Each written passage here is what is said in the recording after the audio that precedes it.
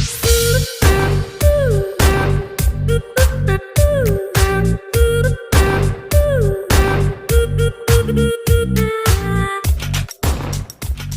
everyone, this is Tejasvi Shivkumar and I welcome you all to my channel. So ఇవాళ మనం చదువుకోబోయే topic వచ్చేసి fatty acid oxidation. అసలు fatty acid అంటే ఏంటి, దాని స్ట్రక్చర్ ఎలా ఉంటుంది అనేది ఫస్ట్ మనం చూద్దాం. ఫ్యాటీ యాసిడ్ అంటే ఫ్యాట్స్ బ్రేక్ డౌన్ అయినప్పుడు వచ్చే ప్రోడక్ట్సే ఫ్యాటీ యాసిడ్స్. నా స్ట్రక్చర్ ఆఫ్ ఫ్యాటీ యాసిడ్ నేమ్లోనే ఉంది కదా యాసిడ్ అని, అంటే కార్బాక్సిల్ గ్రూప్ డెఫినెట్గా ఉంటుంది. స్ట్రక్చర్ ఏంటంటే fatty acids are long chain aliphatic hydrocarbons ending with a carboxyl group anamata. So ikkada chudandi fatty acid structure, a long chain of aliphatic hydrocarbons ending with carboxyl group. నేను సింపుల్గా are అని represent చేస్తున్నాను. Are అంటే ఎన్ని carbons అయినా ఉండొచ్చు. So first మనం structure of fatty acid నేర్చుకుందాం, తర్వాత పాత్వేలోకి వెళ్దాం. నెక్స్ట్ ఇంపార్టెంట్ థింగ్ ఏంటి మన ఫ్యాటీ యాసిడ్ ఆక్సిడేషన్లో, లొకేషన్. అసలు ఈ పాత్వే ఎక్కడ జరుగుతుంది? మైటోకాండ్రియల్ మ్యాట్రిక్స్ అంటే ఇన్సైడ్ ఆఫ్ మైటోకాండ్రియా మనకి పాత్వే అనేది జరుగుతుంది. అండ్ మోస్ట్ ఇంపార్టెంట్లీ ఈ పాత్వే వచ్చేసి మనకి 3 స్టెప్స్లో జరుగుతుంది. Step number 1, activation of fatty acid. అంటే ఫస్ట్ మనం ఫ్యాటీ యాసిడ్ని యాక్టివేట్ చేయాలి, తర్వాత మిగిలిన 2 స్టెప్స్ చూద్దాం. So step number 1, activation of fatty acid. So the structure of fatty acid, it's a long chain aliphatic hydrocarbons ending with a carboxyl group. First fatty acid. Step number 1 ఏంటంటే here comes ATP into the picture. మనకు తెలిసిన విషయమే, అదేంటి, ATP దగ్గర 3 phosphate groups ఉంటాయి. So step number 1లో ఏం జరుగుతుందంటే ATP will give one of it's phosphate, ఒక ఫాస్ఫేట్ని ఫ్యాటీ యాసిడ్ గ్రూప్కి ఇస్తుంది. అంటే ఇంకా ఎన్ని ఉన్నాయి? 2 ఉన్నాయి కదా. ఆ 2 ఫాస్ఫేట్స్ పైరోఫాస్ఫేట్ లాగా బయటకు వచ్చేస్తే ఈ ఒక్క ఫాస్ఫేట్ దీనికి అటాచ్ అవుతుంది, అంటే ఏఎంపి అటాచ్ అవుతుంది. ఏఎంపి అంటే adenosine monophosphate. So right the structure R CH2 CH2 C double bond AMP. ఇది స్టెప్ నెంబర్ 1. ఏమైంది? ఫ్యాటీ యాసిడ్కి ఏటీపీ ఒక ఫాస్ఫేట్ గ్రూప్ ఇస్తే ఏఎంపీ అనేది అటాచ్ అయింది. అండ్ దీనికి కావాల్సిన ఎంజైమ్ పేరేంటి? థయోకైనేస్. ఇది ఫస్ట్ స్టెప్లో ఫస్ట్ పార్ట్. నెక్స్ట్ స్టెప్లో కోఎంజైమే వస్తుంది. కోఎంజైమే వచ్చి ఏఎంపీని రీప్లేస్ చేస్తుంది. And you can see R CH2 CH2 C double bond coenzyme A. So this is the first step in the fatty acid oxidation. First మనం fatty acid ని activate చేయాలి, ఒక కోఎంజైమ్ గ్రూప్ యాడ్ చేయాలి. So assail కోఎంజైమే వచ్చేసింది. Right నా ఈ process అంతా ఎక్కడ జరుగుతుంది తెలుసా? సైటోసాల్లో జరుగుతుంది. ఒక్కసారి లొకేషన్ చూడండి, మనం ఏమని రాసాం? మైటోకాండ్రియల్ మ్యాట్రిక్స్ అని రాసాం. అంటే ఈ ఆక్సిడేషన్ మ్యాట్రిక్స్లో జరగాలి, కానీ ఎక్కడ స్టార్ట్ అయింది? సైటోసాల్లో స్టార్ట్ అయింది. ఆబ్వియస్లీ నెక్స్ట్ స్టెప్ ఏంటి? ఈ ఎసైల్ కోఎంజైమే సైటోసాల్ నుండి మైటోకాండ్రియాకి వెళ్ళాలి. ఆ తర్వాత థర్డ్ స్టెప్ అక్కడే జరగాలి. అందుకే కదా లొకేషన్ మైటోకాండ్రియల్ మ్యాట్రిక్స్ అని రాసాం.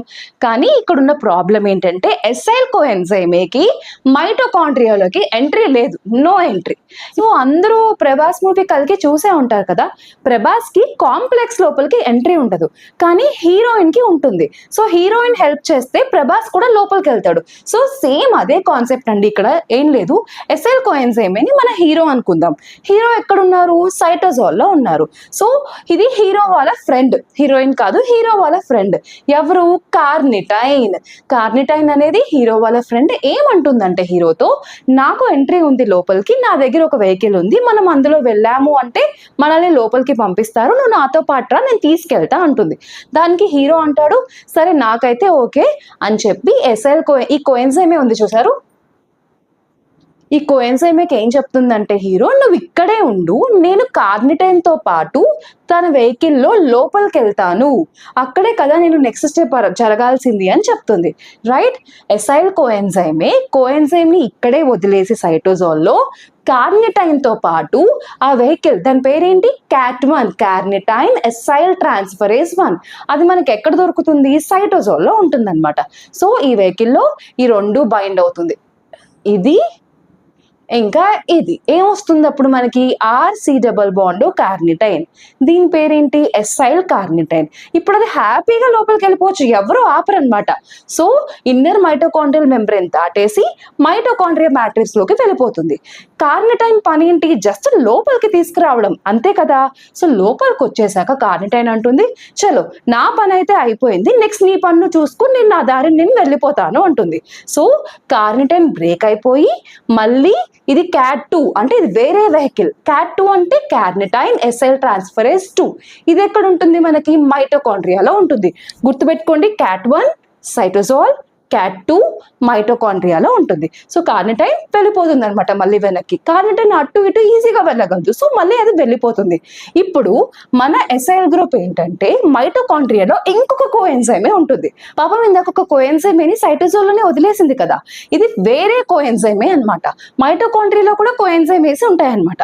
సో ఈ ఎస్ఐల్ గ్రూప్ వేరే కోఎన్జైమేతో బైండ్ అయ్యి మళ్ళీ ఇంకో ఎస్ఐల్ కోఎన్జైమేగా ఫామ్ అవుతుంది. సో మనకు కావాల్సింది ఏంటి, activation of fatty acid to acyl coenzyme A that should be transported to mitochondria. మనకు కావాల్సిన acyl coenzyme A మైటోకాండ్రియాలోకి వచ్చేసింది. అదే కదా మనకు కూడా కావాలి. So next comes the which is the oxidation of fatty acids, in particularly beta oxidation of fatty acids. Beta అని ఎందుకు చెప్తున్నాం అంటే ఆల్ఫా ఒమేగా అని వేరే ఉన్నాయా? ఎస్, డెఫినెట్ గా వేరే ఉన్నాయి. కానీ బీటా ఆక్సిడేషన్ అనేది మన మేజర్ మెకానిజం అనమాట బాడీలో. సో ఎస్ఐల్ కోఎన్జైమే మైటోకాండ్రియాలోకి వచ్చాక నెక్స్ట్ పార్ట్ లో ఏం జరుగుతుంది అంటే, ఈ ఎస్ఐల్ కోఎన్జైమేని నేను ఇలా రాస్తున్నాను. ఆర్ అంటే ఏమైనా రాయొచ్చు కదా. సో ఆర్ నేను ఇక్కడ ఒక 3 కార్బన్స్ రాసి ending with C double bond coenzyme A. So ఇదే స్ట్రక్చర్ ని కొంచెం ఇలా సాగదీసి ఇక్కడ రాస్తున్నా అనమాట. రెండు సేమే, రైట్, ఎస్ఐల్ కోఎన్జైమ్ ఏ. ఇప్పుడే కదా చెప్పాను బీటా ఆక్సిడేషన్ అనేది మేజర్ మెకానిజం అంటే. సో ఫస్ట్ మనకి ఆల్ఫా అంటే ఏంటి, బీటా అంటే ఏంటో తెలుసుకుందాం. చూడండి, ఎప్పుడైనా ఒక ఫంక్షనల్ గ్రూప్ ఉందనుకోండి, అది నో మ్యాటర్ వాట్, ఏ ఫంక్షనల్ గ్రూప్ ఉన్నా దాని పక్కనున్న కార్బన్ ఆల్ఫా, ఆ పక్కనున్న కార్బన్ పేరు బీటా. సో ఇప్పుడు ఈ ఎసైల్ కోఎన్జైమ్ మాలిక్యూల్ లో చూడండి, C double bond carbonyl group ఇదే కదా, అంటే మన ఫంక్షనల్ గ్రూప్ అదే. దాని పక్కనున్న కార్బన్ ఏమవుతుంది, ఆల్ఫా అవుతుంది. సో ఈ కార్బన్ ఆల్ఫా, దీని పక్కనున్న కార్బన్ బీటా, అంటే ఈ కార్బన్ మీద ఆక్సిడేషన్ జరుగుతుంది. అదే మన heading, which is beta oxidation of fatty acids, right. Functional group పక్కనున్న కార్బన్ ఎప్పుడైనా ఆల్ఫా అవుతుంది, దాని పక్కనున్న కార్బన్ బీటా అవుతుంది, రైట్. సో ఈ acyl coenzyme it will undergo a series of the steps. అందులో ఫస్ట్ స్టెప్ ఏంటంటే ఆక్సిడేషన్ జరుగుతుంది ఎసైల్ కోఎన్జైమ్ ఏకి. ఆక్సిడేషన్ అంటే ఏంటి, addition of oxygen or removal of hydrogens. ఆ 2 ప్రాసెస్ ని మనం ఆక్సిడేషన్ అంటాం. ఇక్కడ జరిగేది ఏంటంటే రిమూవల్ ఆఫ్ హైడ్రోజన్స్.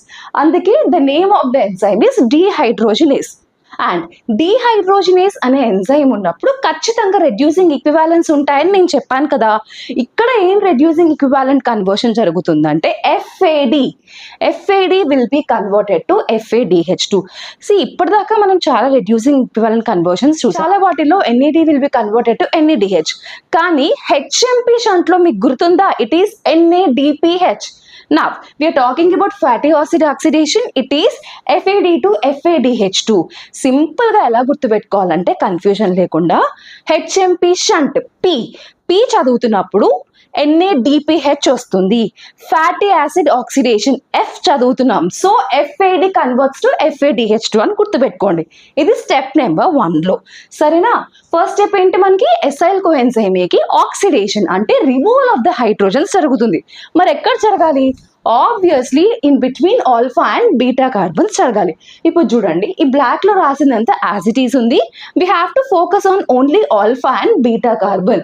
ఇక్కడ ఒక హైడ్రోజన్ తీసేస్తాను, ఇక్కడ ఒక హైడ్రోజన్ తీసేస్తాను, and they will be farming A double bond in between. అదే కదా చేశాను చూడండి, ఇక్కడ ఒక హైడ్రోజన్ తీసేసాం, ఇక్కడ ఒకటి తీసేసాం, ఆ రెండింటి మధ్యలో ఒక డబుల్ బాండ్ అనేది పెట్టేసాం, right. So the name of the enzyme is acyl coenzyme dehydrogenase. Step number 1 is oxidation and there is a conversion of FAD to FADH2. Now ఇప్పుడు మనకు వచ్చిన ప్రోడక్ట్ పేరు ఇనాయిల్ కోఎన్జైమ్ A. ఈన్ అంటే డబుల్ బాండ్, ఇక్కడ ఉంది double బాండే కదా మరి. So enoyl coenzyme A. నా నెక్స్ట్ స్టెప్ లో ఏమవుతుందంటే హైడ్రేషన్ జరుగుతుంది. అంటే ఏంటి, మనం ఒక వాటర్ మాలిక్యూల్ ని యాడ్ చేస్తున్నాం. ఎక్కడ యాడ్ చేయాలి? ఆబ్వియస్లీ మళ్ళీ ఆల్ఫా బీటా మీదే యాడ్ చేయాలి. వాటర్ మాలిక్యూల్ H2O స్ప్లిట్ అయితే ఏమొస్తుంది? H plus OH minus. ఇప్పుడు బీటా కార్బన్ కి OH, ఆల్ఫా కార్బన్ కి CH2 అండ్ ద బాండ్, ఈ డబుల్ బాండ్ కాస్త మళ్ళీ సింగిల్ బాండ్ గా ఫామ్ అయిపోతుంది. గుర్తుపెట్టుకోండి, స్టెప్ నెంబర్ 2 వచ్చేసి హైడ్రేషన్. అంటే వాటర్ మాలిక్యూల్ యాడ్ చేస్తున్నాము. బీటా కార్బన్ మీద OH పెట్టాలి, ఆల్ఫా కార్బన్ మీద ఇంకో హైడ్రోజన్ పెట్టాలి అండ్ డబుల్ బాండ్ తీసేస్తున్నాం. రైట్? నెక్స్ట్ స్టెప్ హైడ్రేషన్ అయిపోయింది. నెక్స్ట్ స్టెప్ లో ఏంటంటే దీని పేరు బీటా హైడ్రాక్సీ ఎసైల్ కోఎంజైమ్. నేను ఇక్కడ రాయడం మర్చిపోయాను, beta hydroxy acyl coenzyme. So 2 steps అయిపోయాయి. థర్డ్ స్టెప్ లో ఏమవుతుందంటే మళ్ళీ ఆక్సిడేషన్ జరుగుతుంది. సో ఆక్సిడేషన్ అంటే ఏంటి? Addition of oxygen or removal of hydrogens. So మళ్ళీ హైడ్రోజన్సే తీసేస్తున్నాం. The name of the enzyme is dehydrogenase. Dehydrogenase ఉన్నప్పుడు ఏముండాలి? రెడ్యూసింగ్ ఈక్వివాలెన్స్ ఉండాలి. ఇక్కడ మళ్ళీ మన NAD+ will come into picture. NAD+ will convert to NADH+, H+. ఇప్పుడు హైడ్రోజన్స్ ఎక్కడి నుంచి తీసామో చూడండి. ఈ హైడ్రోజన్ ఒకటి తీసేద్దాం.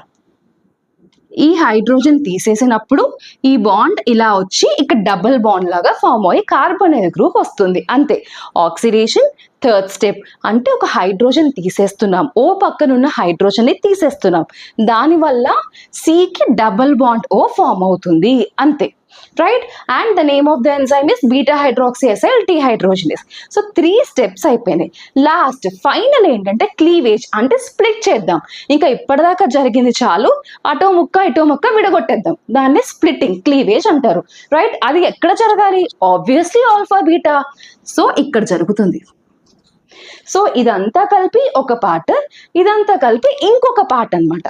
ఇందులో మనం బ్రేక్ చేసినప్పుడు ఇక్కడ ఆల్రెడీ CH2 ఉంది కదా, ఇంకో ఎక్స్ట్రా హైడ్రోజన్ వచ్చి that will be farming CH3, C double bond SCOA. దీని పేరు ఎసిటైల్ కోఎంజైమ్ A. నా ఈ పార్ట్ చూద్దాం. CH2 C డబుల్ బాండ్, పక్కన ఏమీ లేదు ఎండింగ్ లో. సో ఇక్కడ ఏం చేయాలంటే ఈ స్టెప్ లో ఒక కోఎంజైమ్ యాడ్ చేయాలి. ఇక్కడ రాసాను చూడండి, లాస్ట్ స్టెప్ లో ఒక కోఎంజైమ్ యాడ్ చేస్తున్నాం. So CH2 C double bond coenzyme A. దీని పేరు ఎసైల్ కోఎంజైమ్ A. సో ఈ ప్రాసెస్ అంతా జరిగినాక మనకి ఒక ఫ్యాటీ యాసిడ్ తీసుకుంటే that will activate in the cytosol to form acyl coenzyme A, that will be transported into mitochondria using carnitine system. In the step number 3, acyl coenzyme A will be converted to once again acyl coenzyme A with a lesser number of carbons and acetyl coenzyme A. Acyl ఏంటి, acetyl ఏంటి, confusion ఏంటి అని అనుకోకండి. acyl పక్కన పెట్టండి, acetyl coenzyme కొంచెం split అవుతుంది. So ఈ ఎసిటైల్ కోఎంజైమ్ అనేది నెక్స్ట్ ప్రాసెస్ ఏంటంటే క్రెబ్స్ సైకిల్లోకి వెళ్తుంది. క్రెబ్స్ సైకిల్ కూడా మీకు గుర్తుందా? మైటోకాండ్రియల్ మ్యాట్రిక్స్ లోనే కదా జరిగేది. సో ఎసిటైల్ కోఎంజైమ్ ఏమో క్రెబ్స్ సైకిల్లోకి వెళ్ళి it will give carbon dioxide and water. ఇక్కడ మనకి ఎసైల్ కోఎంజైమ్ వచ్చేసింది. సో ఇక్కడ మనం 9 కార్బన్స్ తీసుకున్నాం అనుకోండి, ఇక్కడ 2 వెళ్ళిపోయినాయి కదా, 7 కార్బన్ మిగులుతుంది. మళ్ళీ సేమ్ ప్రాసెస్, 7 కార్బన్స్ మళ్ళీ రిపీట్ అయితే ఇక్కడ 2 వెళ్ళిపోయి 5 మిగులుతుంది.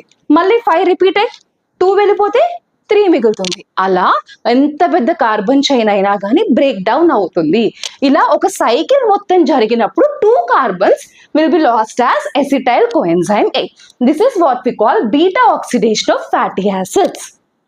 సరే, ఫ్యాటీ యాసిడ్ అంటున్నాం కదా, అసలు ఈ ప్రాసెస్ అంతా ఒక ఫ్యాటీ యాసిడ్ లో చదువుకున్నాం. అదే పామిటిక్ యాసిడ్. అదే మన పామ్ ఆయిల్ లో ఉంటుంది కదా, పామిటిక్ యాసిడ్. దీనిలో మొత్తం 16 కార్బన్స్ ఉంటాయి.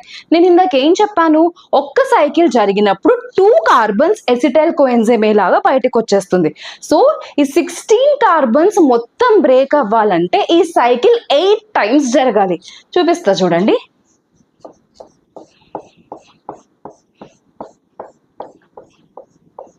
సో 16 కార్బన్స్ ఉన్నాయి.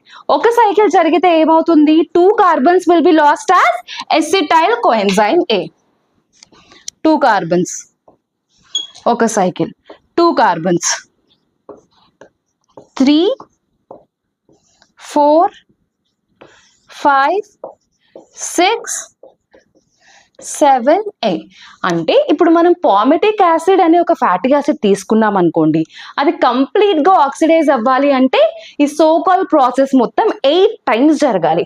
అంటే 8 టైమ్స్ జరిగినప్పుడు ఆబ్వియస్ గా 8 మోల్స్ ఆఫ్ ఎసిటైల్ కోఎంజైమ్ వస్తుంది కదా. And each time acetyl coenzyme will enter into Krebs cycle to give carbon dioxide and water along with ATP. ఒక్కసారి క్రెబ్స్ సైకిల్ జరిగితే మనకి 10 ఏటీపీ వస్తాయి. కానీ ఇక్కడ మనం ఒక పామిటిక్ యాసిడ్ ఆక్సిడేషన్ జరిగినప్పుడు 8 ఎసిటైల్ కోఎంజైమ్ వస్తున్నాయి.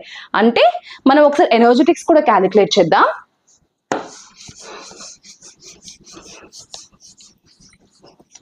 సరే, ఒక్కసారి మనం బీటా ఆక్సిడేషన్ ఎనర్జెటిక్స్ కూడా చూద్దాం. సో బీటా ఆక్సిడేషన్ జరిగినప్పుడు FeDH2 వస్తుంది అండ్ థర్డ్ స్టెప్ లో మనకి NADH వస్తుంది.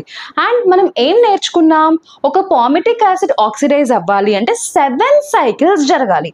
సో 7 సైకిల్స్ జరిగినప్పుడు మనకి 8 ఎసిటైల్ కోఎంజైమ్ వస్తున్నాయి. ఏంటి, 7 సైకిల్స్ జరిగినప్పుడు 8 ఎసిటైల్ కోఎంజైమ్ వస్తున్నాయి. చలో 7 టైమ్స్ కాబట్టి ఆబ్వియస్లీ 7 టైమ్స్ FeDH2 కూడా వస్తుంది కదా. సో 7 FeDH2 వల్ల 1 FeDH2 will give 1.5 ATP. మరి ప్రాసెస్ 7 టైమ్స్ జరుగుతుంది కదా. So 7 FeDH2 will give 7 into 1.5 10.5 ATP. And third step లో మనకి NADH వస్తుంది, అది కూడా 7 టైమ్స్ జరుగుతుంది కదా. And 1 NADH will give 2.5 ATP. So 7 NADH అంటే 7 into 2.5 17.8 ATP 17.5 ATP మనకు వచ్చేసింది. అండ్ మనకి ఎన్ని ఎసిటైల్ కోఎంజైమ్ వస్తున్నాయి, ఇన్ టోటల్ 8 వస్తున్నాయి. Each acetyl coenzyme will move to the Krebs cycle to give 10 ATP. ఇక్కడ మనకి 8 ఎసిటైల్ కోఎంజైమ్ ఉన్నాయి. సో క్రెబ్స్ సైకిల్లోకి వెళ్ళినప్పుడు 8 into 10 టోటల్ 80 ATP వస్తాయి. సో ఇవన్నీ మనకు వచ్చిన ATPs మొత్తం యాడ్ చేస్తే 108 ATP వస్తుంది. ఒక్క పామిటిక్ యాసిడ్ ఆక్సిడైజ్ చేయడం వల్ల మనకి 108 ATP వస్తుంది. కాకపోతే ఒక్కసారి స్టెప్ నెంబర్ 1 చూడండి, మనం యాక్టివేట్ చేయడానికి ఒక ATP వాడామా లేదా. కాకపోతే ATP ఒక్కటే ఫాస్ఫేట్ ని ఇచ్చింది కాబట్టి నేను దీన్ని -2 చేస్తున్నాను. సో 108 నుండి -2 చేస్తే 106 ATP అనేది మనకి net yield of ATP in palmitic acid oxidation. So ఈ పాయింట్ కూడా మనం రాయాలి. So this is all about beta oxidation of fatty acids. Thank you for watching.